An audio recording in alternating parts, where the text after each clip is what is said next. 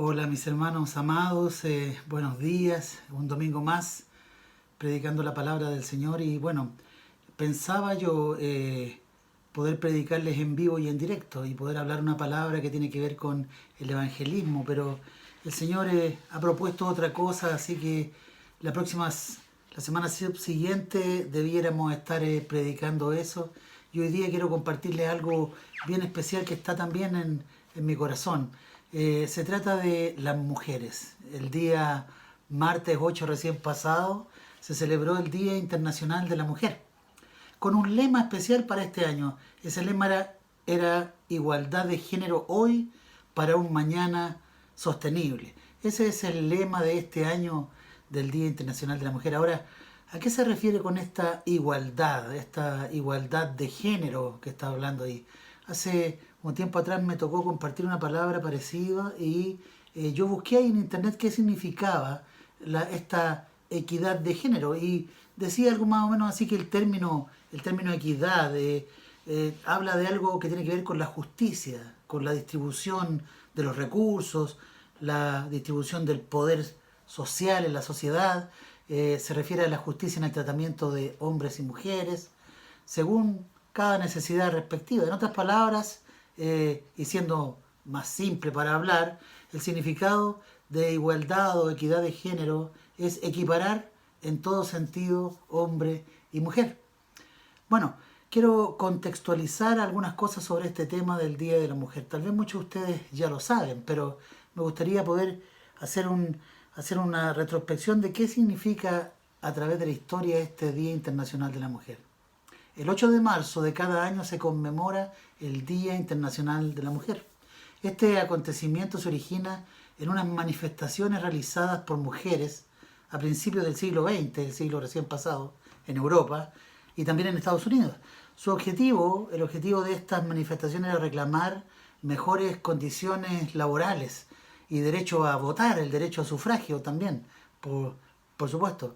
Este día se atribuye a dos hechos relevantes, es decir, dos motivos llevaron a escoger este Día Internacional de la Mujer con esta fecha. Ambos acontecimientos ocurrieron en la ciudad de Nueva York, en Estados Unidos. El primero fue una marcha de trabajadoras textiles en el año 1857. Miles de mujeres marcharon sobre los barrios adinerados de Nueva York en protesta por las miserables condiciones que tenían las trabajadoras en aquel tiempo.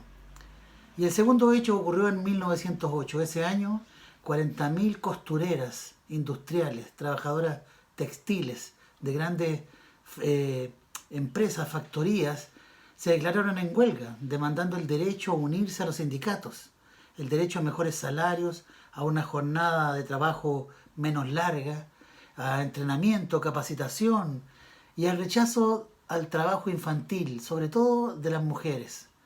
Durante esa huelga, 129 trabajadoras murieron quemadas por un incendio en una fábrica de una empresa que se llamaba Cotton Textile en Nueva York. Los dueños de esa fábrica habían encerrado a las trabajadoras para forzarlas a permanecer en el trabajo y no a unirse a esa huelga. Estos dos hechos ocurrieron alrededor de la fecha 8 de marzo. En 1977 entonces las Naciones Unidas consideran como carácter oficial esta conmemoración e instalaron en todos los países la conmemoración de esta jornada en favor de los derechos de la mujer. Ahora, cuando uno investiga en el pasado, sobre todo en el mundo greco-romano, en la antigüedad, es decir, en los tiempos de Jesús y antes de él también, se da cuenta de que había en aquel tiempo una importante escasez de mujeres. Claro, había en ese tiempo 3 hombres por cada mujer, no como hoy en día. ¿Por qué? Se preguntará usted.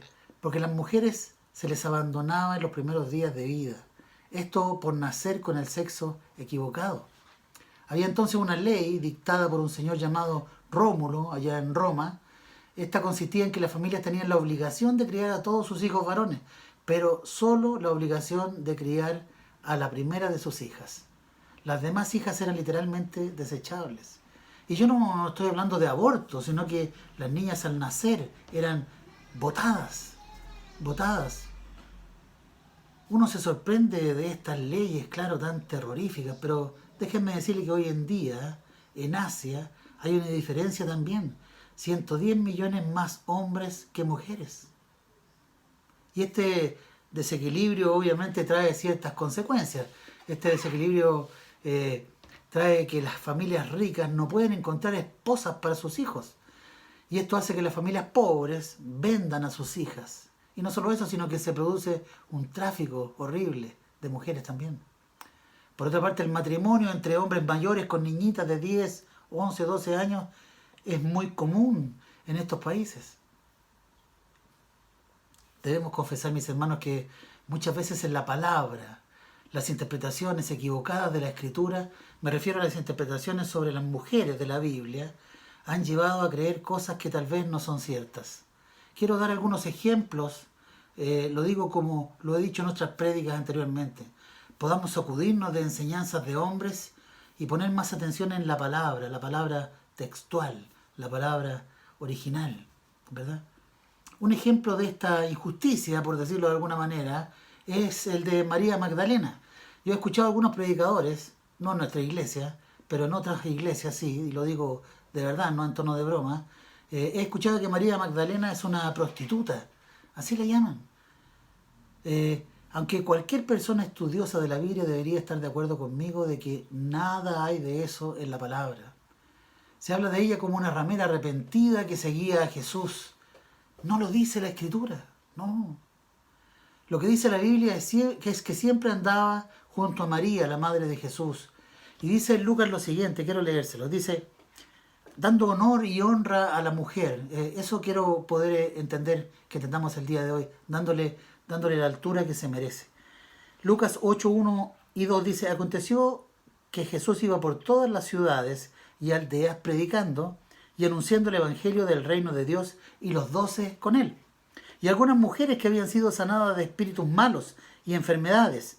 María, que se llamaba Magdalena, de la que habían salido 7 demonios. Eso es lo que habla la Biblia sobre María Magdalena.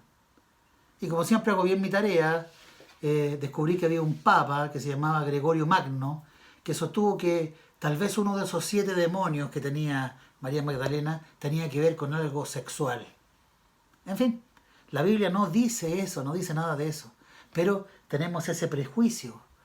Muchas personas. ¿Qué pensará ella? ¿O qué nos dirá ella cuando nos encontremos un día con ella en el cielo ahí? Tal vez nos dirá, ¿qué onda? ¿Por qué decían eso? Hay también, mis hermanos, otro ejemplo que quiero mostrarles. La mujer samaritana. Yo mismo he predicado que seguro que era una mujer, no sé, liviana, no sé, pecadora. Pero miren, es cierto en cierta manera, pero si voy al texto de la Biblia puedo ver que su comunidad, las personas que la rodeaban a ella, sus conocidos, sus vecinos, le prestaban atención. ¿Por qué le prestaban atención? Mira, Juan 4, 5 y 39 dice el siguiente versículo. Vino pues a una ciudad de Samaria llamada Sicar, junto a la heredad de Jacob, a su hijo José. Y estaba allí en el pozo de Jacob entonces. Entonces Jesús, cansado del camino, se sentó así junto al pozo. Era como la hora sexta. Vino una mujer de Samaria a sacar agua y Jesús le dijo, dame de beber. Comenzó allí una conversación con una mujer.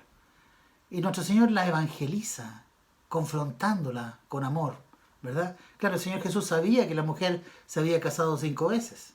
Sin embargo, no debemos quedarnos con la sensación de una mala reputación solamente. Veamos lo que termina diciendo esta historia. Dice, y muchos de los samaritanos de aquella ciudad creyeron en él, en Jesús, por la palabra de la mujer, que daba testimonio diciendo, me dijo todo lo que he hecho. Suponemos cosas a veces, pero yo creo que esta mujer igualmente era respetada, insisto, le prestaban atención, le creyeron lo que decía ella. Mis hermanos, Jesús estaba haciendo algo para lo que en nuestro tiempo ahora, nuestro tiempo normal, habría sido romper esquemas con una cultura, claro. Me refiero, por ejemplo, a hablarle a las mujeres de esa forma. Aunque suene raro lo que digo, Jesús trataba a las mujeres como individuos con identidad propia. Insisto, para nosotros es algo normal hoy en día, pero para aquella época no. Se nos escapan algunos pasajes de la Biblia si no prestamos cierta atención. Quiero leer Lucas 8 del 1 al 3. Dice la palabra del Señor. Aconteció después que Jesús iba por todas las ciudades y aldeas predicando y anunciando el Evangelio del reino de Dios, y los 12 con él. Y algunas mujeres que habían sido sanadas de espíritus malos y de enfermedades. María, que se llamaba Magdalena, de la que habían sacado 7 demonios, lo habíamos leído en su momento. Juana, mujer de Chuza, intendente de Herodes, y Susana, y otras muchas que le servían con sus bienes. Como les decía, muchas veces pasamos por alto estos textos bíblicos, pero son muy importantes para el día de hoy, para ver qué le hablamos a nuestros jóvenes, sobre todo a nuestras jovencitas. En el mundo antiguo esto era insólito. En primer lugar, las mujeres no viajaban con los hombres, no se juntaban. Hoy, yo me imagino los rumores que corrían en aquella época. En primer lugar, estos hombres le hablan a las mujeres. Jesús le habla a las mujeres, algo que no se veía. Y estas mujeres más encima pagaban las cuentas. Claro, porque mira, otra versión del mismo texto, una versión más moderna, dice así. Entre ellas estaban María Magdalena, de quien habían expulsado 7 demonios, Juana, la esposa de Chuza, administrador de Herodes, Susana y muchas otras que contribuían con sus propios recursos al sostén de Jesús y sus discípulos. ¡Wow! Ellas no eran una carga. Parte de ellas sostenían el ministerio económicamente hablando. Mis hermanos, esto está allí en la palabra. Jesús comenzó a darle un lugar diferente a la mujer. La mujer era tratada como un objeto, literalmente. Un ejemplo de ello era que había una ley que decía lo siguiente. Mira, te vas a espantar con esta ley. Si una mujer era violada, el agresor debía, entre otras cosas, ¿cierto? Tenía que seguramente pagar, pero entre otras cosas tenía que dar una recompensa en dinero por su acción, por la violación que había cometido. Pero esa recompensa no era para la mujer violada, no, sino para el marido o el padre. Ella era solo un objeto, esa es la verdad. El apóstol Pablo lo dice entre líneas. Me refiero a esta diferencia abismante entre el hombre y la mujer. Ahí en Gálatas 3, 26 y 28. Quiero que pongamos mucha atención a este versículo. Dice, pues todos sois hijos de Dios por la fe en Cristo Jesús. Porque todos los que habéis sido bautizados en Cristo, de Cristo estáis revestidos. Y comienza a hacer él una enseñanza sobre las diferencias. Dice primero, ya no hay judío ni griego. Veamos la diferencia. Los judíos se creían que estaban en una altura mayor que los griegos. Ellos se creían superiores, es decir, los judíos estaban aquí y los griegos acá. Y él dice, ya no hay judío ni griego. ¿Verdad? Aquí para, ¿cierto? Ya no están en el escalafón más alto de la humanidad, ¿verdad? Luego dice, no hay esclavo ni libre. Otra diferencia abismante. El libre tenía un estatus y el esclavo otro. Pablo dice, hablando por Jesús, dice, ya no hay esclavo ni libre, todo está igual. Y termina diciendo no hay varón ni mujer, porque todos vosotros sois uno en Cristo Jesús. No hay varón que se creía más, mujer que era menos, ya no hay eso. Ahora hay equidad. Ahora hay igualdad. Mis hermanos, Él iguala, yo creo que por primera vez, los géneros. Es una explosión para la época. Ustedes, mis hermanos, habrán escuchado el término o la frase, iré a pedir la mano de mi amada, ¿verdad? Sí, qué lindo. Parece una frase muy romántica, pero fíjese que no es tan romantiquito. No. Tiene un contexto y bastante poco amable.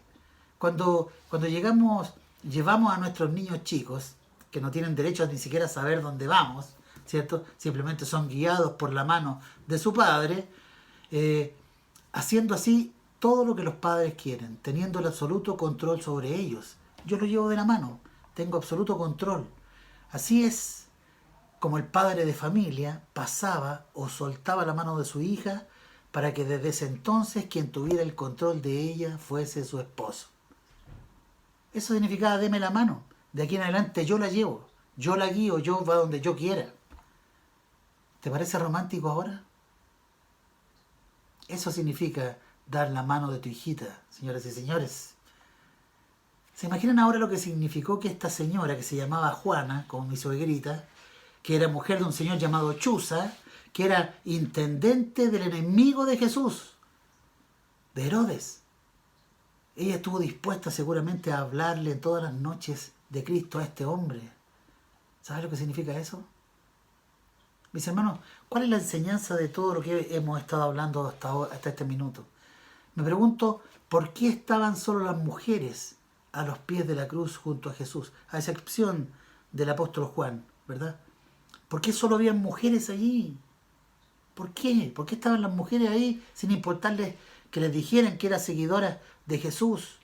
No, sin importar lo que tuvieran como reprimenda a ellos, ellas estaban ahí. ¿Por qué? Debe ser, creo yo, que todas esas mujeres nunca habían conocido un hombre como ese. Y aquí, mis hermanos, quiero enfocarme en los varones de nuestra amada comunidad cristiana La Buena Semilla, nosotros, los varones, ¿cierto? Jesús, un verdadero hombre, claro, jamás las hostigó, nunca las menospreció, nunca las humilló, ni desestimó, ni les hizo un desaire, ni fue arrogante. Fue Jesús, jamás les hizo bromas pesadas, por ejemplo. Tomó en serio sus preguntas, le dedicó tiempo para hablarles, o mejor aún, para escucharlas, que les encantan las mujeres, ¿verdad? No sé si me estás escuchando. ¿Quieres ser como Jesús? ¿Recuerdas que la palabra dice, el que quiere ser mi discípulo debe andar como él anduvo? Jesús dignifica a la mujer, la dignifica y la pone donde siempre debió estar.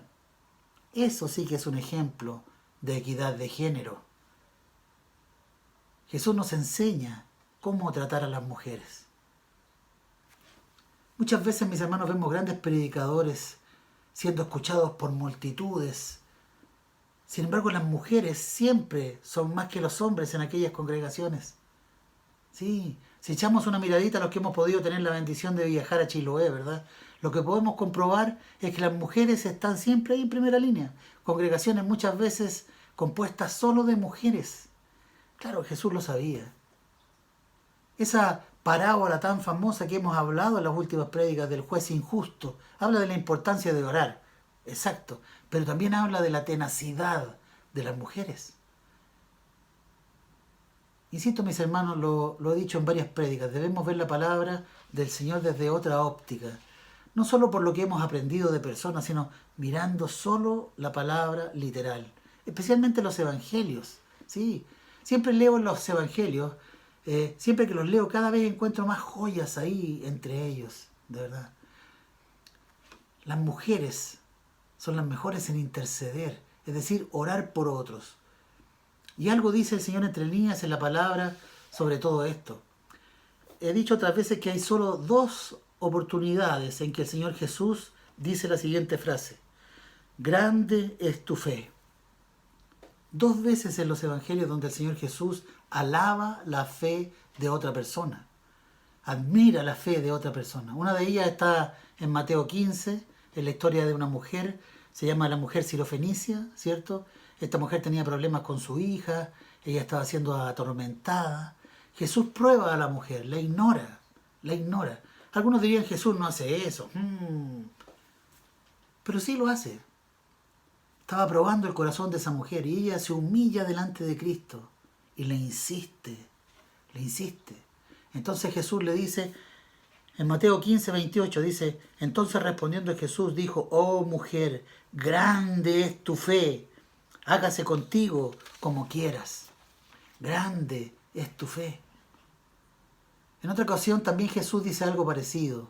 Esta vez se trata de un centurión, el cual tiene enfermo a un criado suyo, al parecer que él quiere mucho, ¿verdad? Este centurión le dice a Jesús que él sabe de autoridad, así que como confía en él, le pide que solo dé la orden, ni siquiera es necesario que vaya a su casa. Entonces Jesús le dice, en Mateo 7, 9, dice, al oír esto, Jesús se maravilló de él, y volviéndose dijo a la gente que le seguía, os digo que ni aún en Israel he hallado tanta fe. Jesús nuevamente alabando la fe de alguien. Solo esas 2 oportunidades. Sin embargo, no veo, por más que busque a Jesús diciendo algo así de un fariseo, de un escriba, de un líder, ni siquiera de uno de sus discípulos.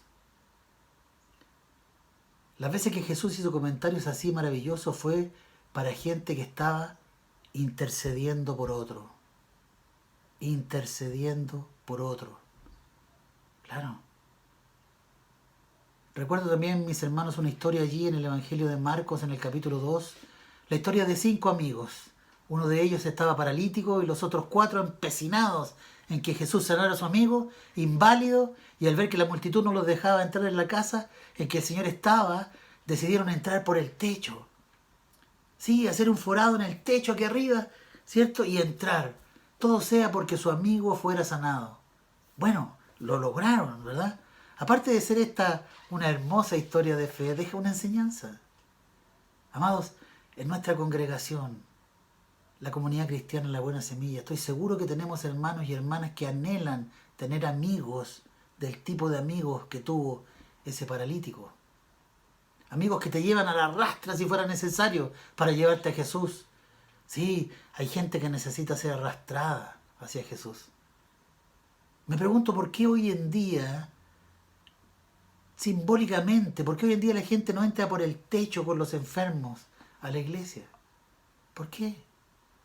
¿Se lo han preguntado? ¿Qué pasa? Partí este mensaje hablando de equidad de género. ¿Saben por qué? Porque creo que le tenemos una especie de miedo a ciertas palabras como esta, como equidad de género, igualdad.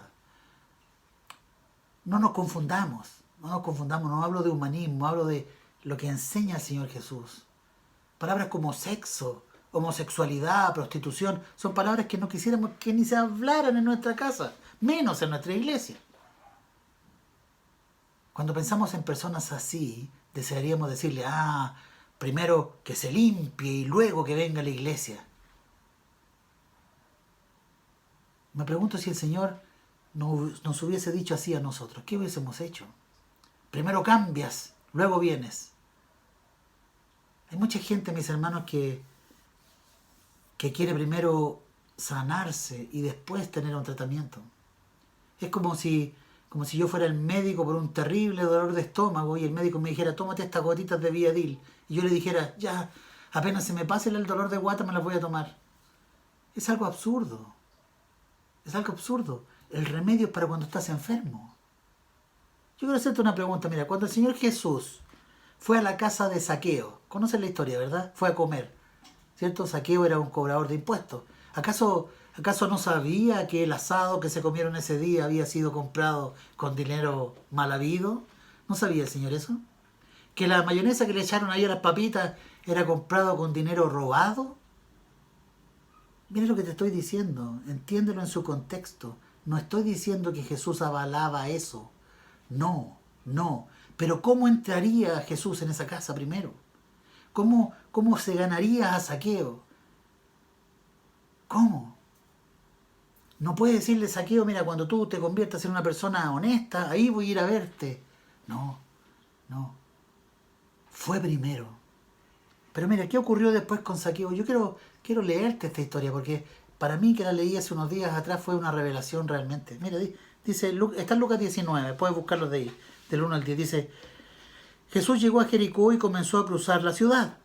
Resulta que había allí un hombre llamado Zaqueo, jefe de los recaudadores de impuestos. Era cobrador de impuestos. Era muy rico, dice la palabra. Adivinen por qué era rico.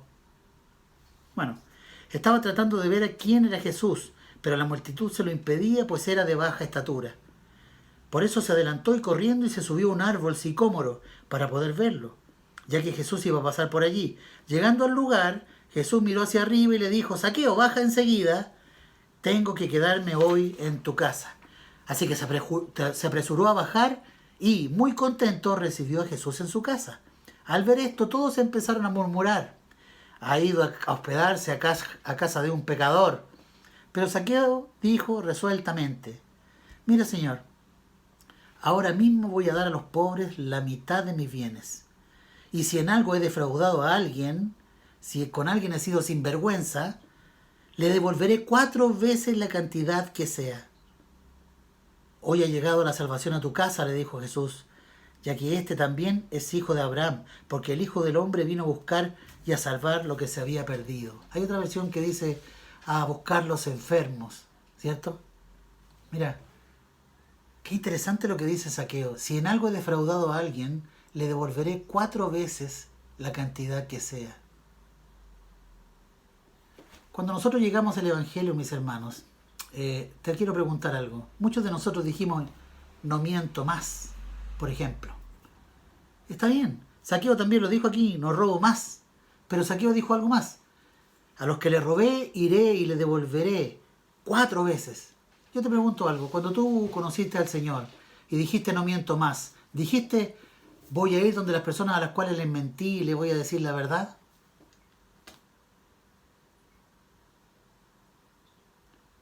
Yo admiro a Zaqueo, de verdad. Mis hermanos, cambiemos nuestros paradigmas.